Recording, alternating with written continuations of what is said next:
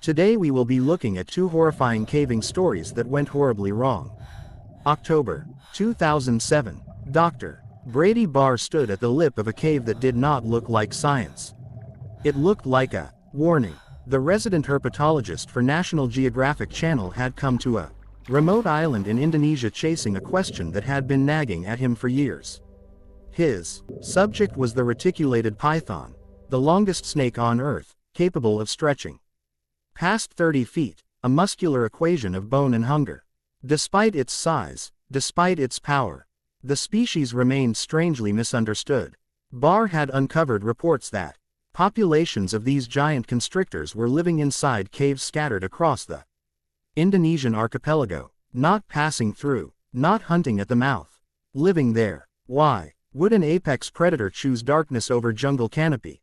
What prey existed in the underground? And how would cave-dwelling pythons differ from those ruling swamps and forests? Those questions brought him here. He was not reckless. He was experienced. Born in Texas, Barr held a PhD in herpetology and had achieved something no other scientist had done. He had captured and studied all 23 species of crocodilians in the wild. His fieldwork had carried him through Cambodia, French Guiana, Brazil, Africa Senior Sri Lanka, Thailand. He had faced saltwater crocodiles in murky estuaries, black caimans in flooded forests, Nile crocodiles in rivers where the surface never told the truth. For more than a decade, he had built a reputation for taking calculated risks in pursuit of knowledge. This mission, at least on paper, was straightforward. Enter the cave system, locate python specimens, collect behavioral and habitat data. If possible, capture, measure, and tag individuals for long-term study. He was not alone. A fellow scientist joined him for data collection, a local guide who knew the cave's layout, and a camera crew filming for his series, Dangerous Encounters. They brought proper gear, safety equipment, lighting, planning. None of it prepared them for what waited inside. Barr stepped forward, and immediately sank waist-deep into centuries of accumulated bad guano. It wasn't dry, it wasn't powder, it was a living, breathing slurry, a vile, viscous stew of decomposing waste churned by moisture and time. Each movement produced a wet, suction sound. The mixture clung to his legs, soaked into clothing, coated equipment. The smell hit with physical force, ammonia so sharp it burned the throat, layered with the sweetness of decay. Breathing became an effort. Above him, millions of bats clung to the ceiling like a living shroud. Their bodies shifted in restless waves. The air vibrated with constant screeching, high, frantic, echoing through stone. Each wingbeat stirred spores and dust into oxygen that was already thin. The cave walls crawled. Scorpions clung to rock, tails arched, stingers poised. Cockroaches darted across slick surfaces. Maggots churned through the guano sea below, feeding endlessly. Every inch of the chamber was alive with organisms thriving in rot. The oxygen levels were reduced.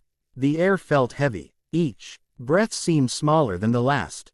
In 10 years of fieldwork, Barr had faced predators with jaws designed to crush bone. But he would later admit he had never entered an environment more hostile than this. And yet, this was perfect habitat. The cave offered stable temperature, protection from tropical heat, and an almost unlimited food supply. Bats roosted by the millions. Where there are bats, there are predators patient enough to wait.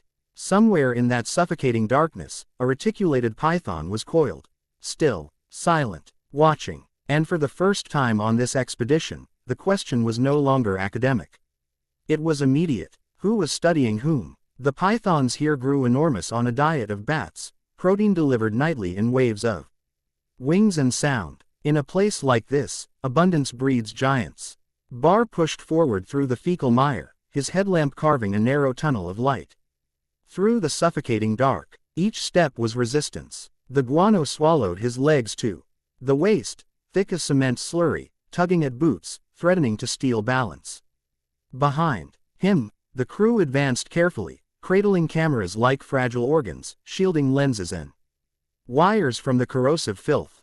Every movement disturbed the centuries-old accumulation. Clouds of fine particulate matter lifted into the air, invisible toxins that burned the eyes and clawed at the lungs.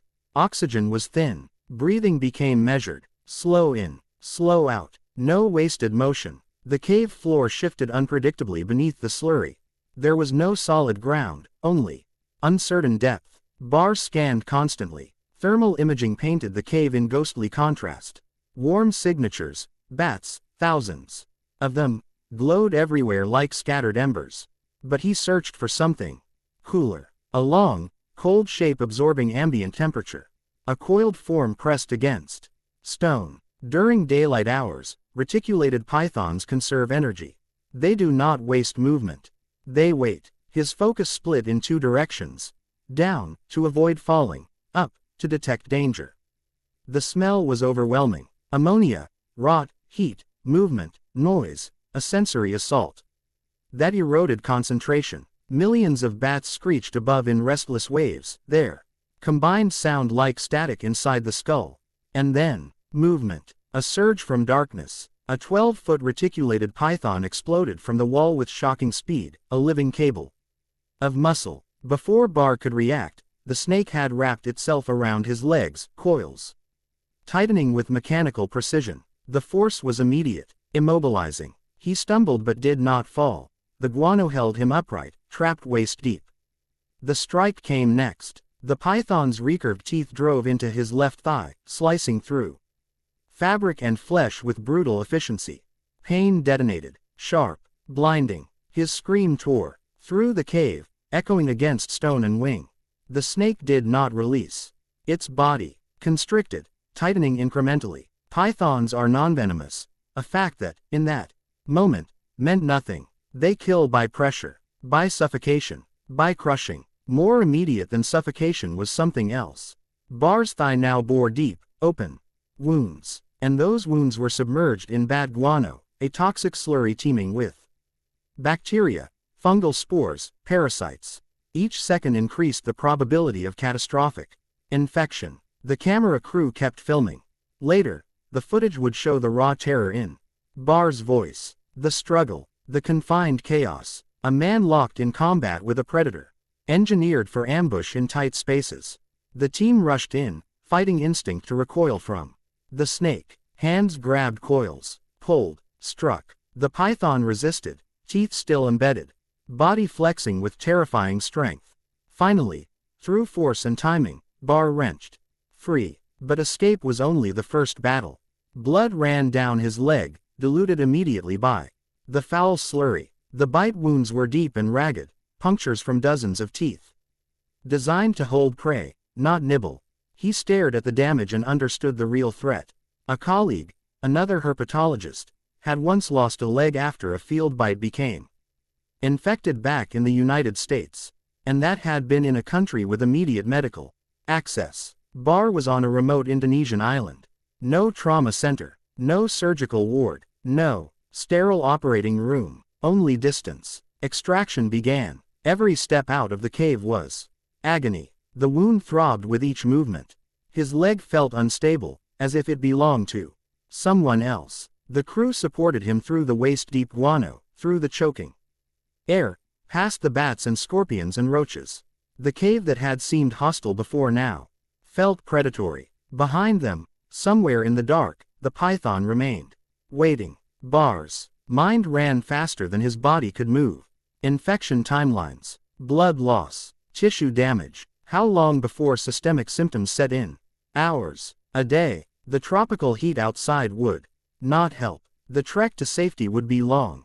And for the first time in his career, after crocodiles, after caimans, after Nile giants, the greatest danger he faced was not the predator that bit him. It was what lived in the darkness he had just walked through. Barr had to climb 2 miles uphill to reach the vehicle. 2 miles. Each step drove pain like a spike through his torn thigh. Blood continued to seep through fabric already soaked in filth. Beneath the surface of that wound, invisible armies were multiplying, bacteria feeding on damaged tissue, racing against time. By the time they reached the truck, the real enemy was no longer the python. It was infection. They drove to the nearest rural clinic, a modest facility with limited supplies. There, medical staff flushed the wounds as best they could. Saline, pressure, gauze. But flushing was not enough. He needed broad-spectrum antibiotics. Surgical debridement. Rabies prophylaxis. Bat guano is not just foul, it can carry rabies. 27 hours after the attack, Barr finally arrived at a modern medical center in Singapore. By then, the delay had stretched dangerously long. Doctors moved quickly. Intravenous antibiotics flooded his system. A 4-week rabies vaccine series began. Immediately, the verdict was blunt. Another day of delay, they told him, could have cost him his leg. Or his life. 3 months later, Barr appeared on television.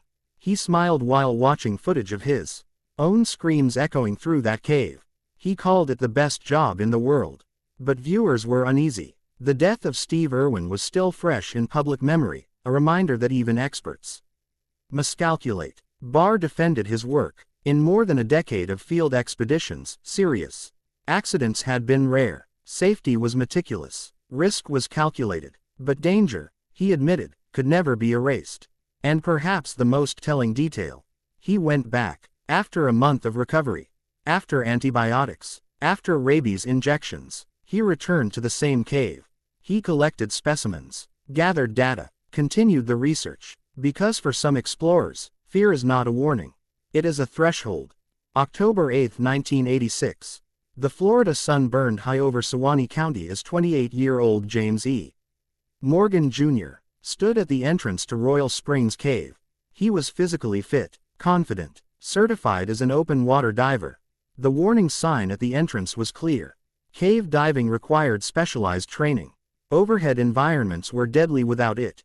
Morgan read the sign, and entered anyway. Around 5 p.m., he slipped beneath the surface and vanished into the submerged throat of the cave. 2 companions remained behind in open water, watching the bubbles fade.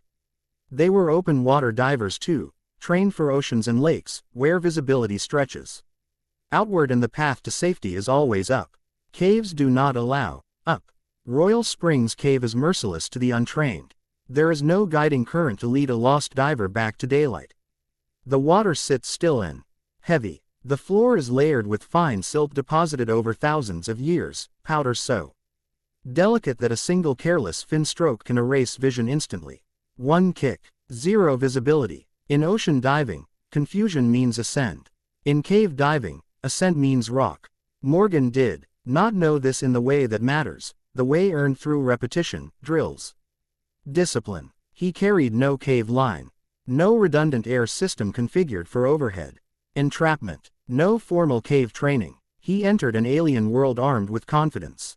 Confidence underwater is weightless. The entrance passage of Royal Springs Cave is deceptively simple, wide enough, clear enough, inviting. It feels manageable. That is how many cave diving fatalities begin, not with chaos, but with calm. For the first few feet, sunlight filtered through the water, painting the limestone in soft green hues. It was enough to convince a man he was safe. That was the lie. Cave diving does not usually kill in total darkness. It kills in the transition, in that fragile corridor where daylight fades and shadow takes control. That is where confidence quietly drains away. James Morgan swam forward, into that narrowing world inside Royal Springs Cave. Each kick of his fins stirred faint whispers of silt from the cave floor.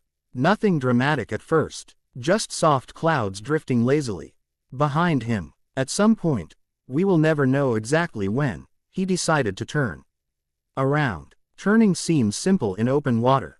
Inside a cave, it can be catastrophic. As Morgan pivoted, his fins swept downward. They struck the ancient sediment layered across the cave floor, powder fine, undisturbed for centuries. The silt did not rise gently. It exploded. A brown fog erupted into the water column. Within seconds, visibility collapsed. From several feet to nothing.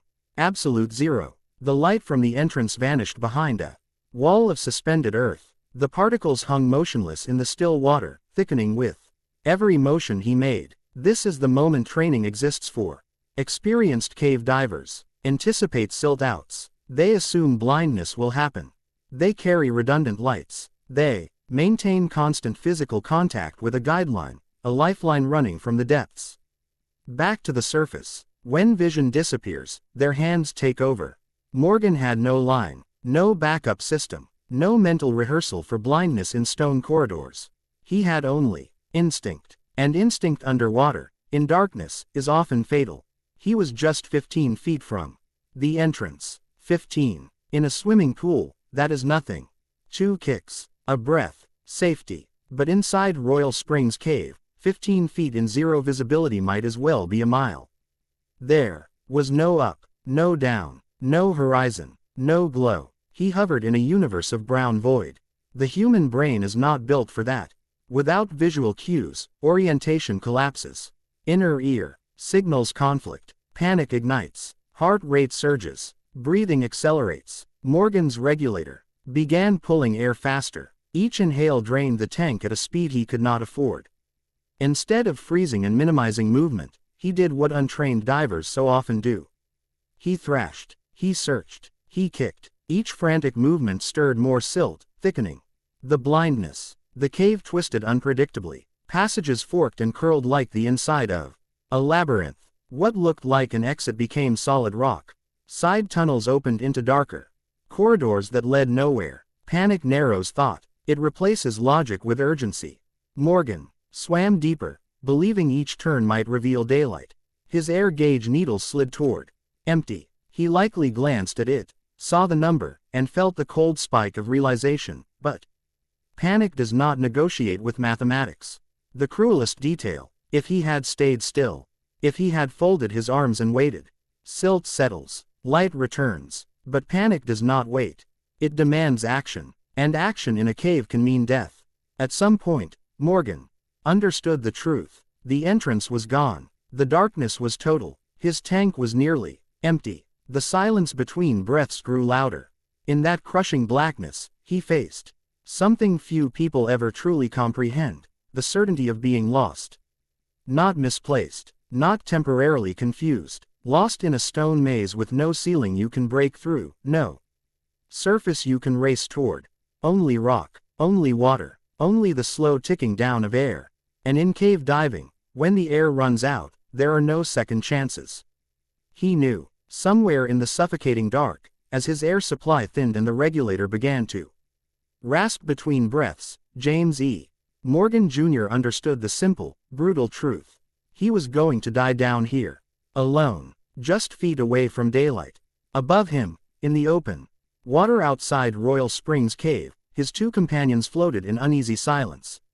At first, they assumed he was exploring. Then they checked their watches. Then they stopped talking altogether. Time stretches differently when someone disappears beneath the surface. They had watched him swim into the cave's mouth around 5 in the afternoon. They had seen the warning sign. They had read it too. But none of them possessed cave training. None of them carried guidelines, redundant lights, or the mental conditioning required for overhead environments. They could not follow him. To enter the cave without training would not have been rescue. It would have been suicide multiplied. So they waited, and as minutes became an hour, and an hour became something heavier, hope began to thin. When Morgan failed to surface, they contacted authorities. The call triggered the machinery of response. Trained cave rescue divers assembling equipment, planning entry, preparing for what they already suspected.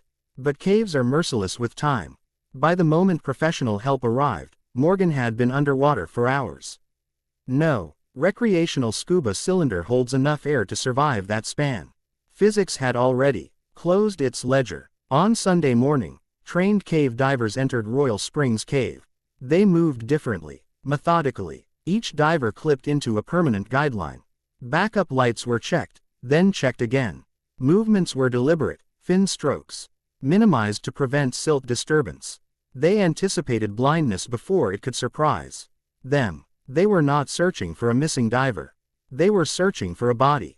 40 feet down, roughly 12 meters, deeper inside the twisting limestone corridors, they found him. James E. Morgan Jr. lay far from the entrance, positioned in a passage that bent away from safety. The silt patterns told the story more clearly than any witness could. Clouds of disturbed sediment marked multiple attempts at escape.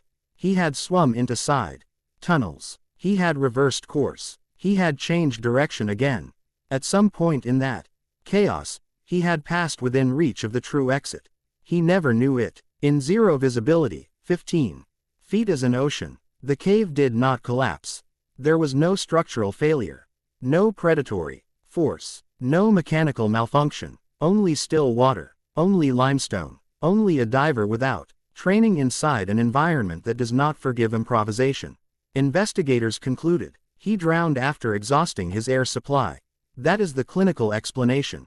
But drowning was the final chapter, not the cause.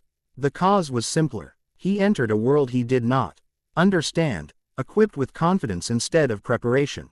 Open water skills, perfectly valid in oceans and lakes, become liabilities in caves. In open water, you ascend when something goes wrong. In a cave, the ceiling blocks escape. In open water, visibility stretches outward. In a cave, one careless kick erases sight entirely. Caves do not kill through malice. They kill through indifference. The limestone corridors of Royal Springs Cave remained unchanged after Morgan's final breath.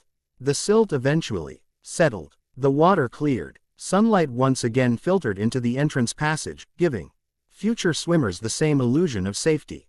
The cave simply existed. And that is the most chilling detail of all. Nature did not act. It did not choose. It did not rage. It waited. And when a man stepped inside without understanding its rules, it did nothing at all. Which, in that environment, was more than enough.